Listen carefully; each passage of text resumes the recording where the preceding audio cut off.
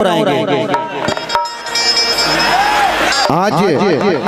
भोजपुरी भगत के धरती पे भोजपुरी का लाल, जिनकी आवाज पूरे विश्व में गूंजती रहती है। एक एक करके भैया दिक्कत होगा, बहुत माहौल खराब ऐसे ही हो गया है। साथ ही साथ 3 लाख पब्लिक है यार, कहाँ से मैनेज हो पाए। परम आदरणीय बड़े भैया पंकज भैया, हमारे अखिलेश कश्यप भैया, विवेक भैया, तमाम टीम को दिल से धन्यवाद।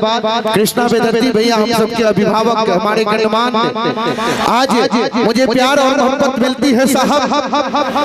मुझे गर्व होता है कि भोजपुरी भाषा, भोजपुरी की प्यार और मोहब्बत गरिमा से जब गरजते हैं मंच पे और अखड़ते हैं सारण की धरती का वो ज्वाला, जिस धरती ने खेसारी लाल यादव को जन्म दिया, जिस माँ उस प्यार और उस मोहब्बत की सैलाबी अंगार की। आज भोजपुरी में जब गीत और संगीत की बात आती है साहब, जब प्यार और मोहब्बत की बात आती है तो एक नाम निकल के आता है, जो नाम आता है खेसारी लाल यादव जी। कहते कि हर हवा तूफान ना होला, हर हवा तूफान ना होला, चूहा कबो बालवान ना होला।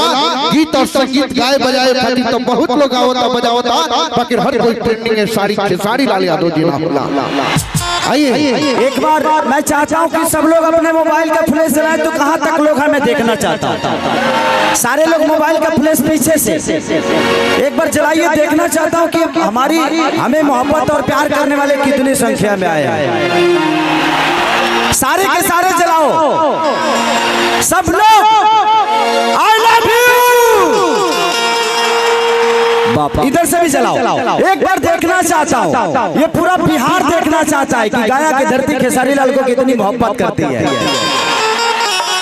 एक 22 तारीख को मेरा सबसे भोजपुरी का सबसे बड़ा सिनेमा रिलीज हो रहा है, जिसका नाम है रंग दे बसंती। ट्रेलर देखा आप लोगों ने? कैसा लागल? I love you, thank you, thank you. आज इस लड़के ने आपके गांव का नाम रोशन किया है। बहुत कम ऐसे लोग धरती पे पैदा होते हैं जिनके वजह से इतनी सारी भीड़ आती है। इतना भीड़ तक कोनो बड़ नेता का पना होला कि प्रिंसवा एक बार में जुटा दे। अब बताइए, यूट्यूब के पेमेंट से इतना माल कमाया है, बाप रे बाप।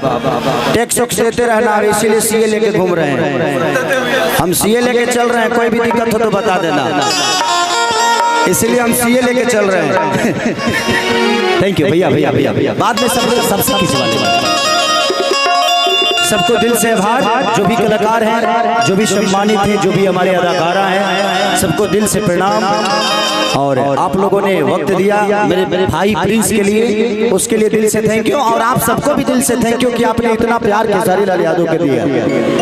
Love you.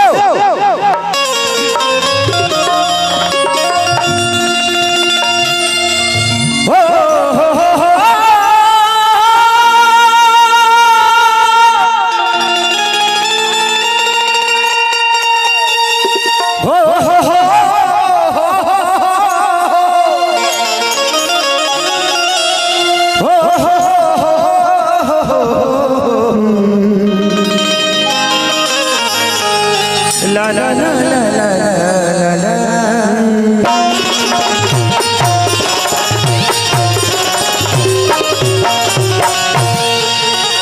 Miss you. उस दिन आप नहीं आए थे, मैं बहुत मिस किया मैं आपको। हृदय लाल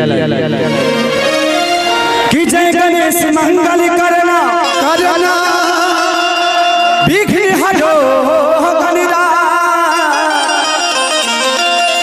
एक दंड करी बड़ी बदना सीधी करो ममता।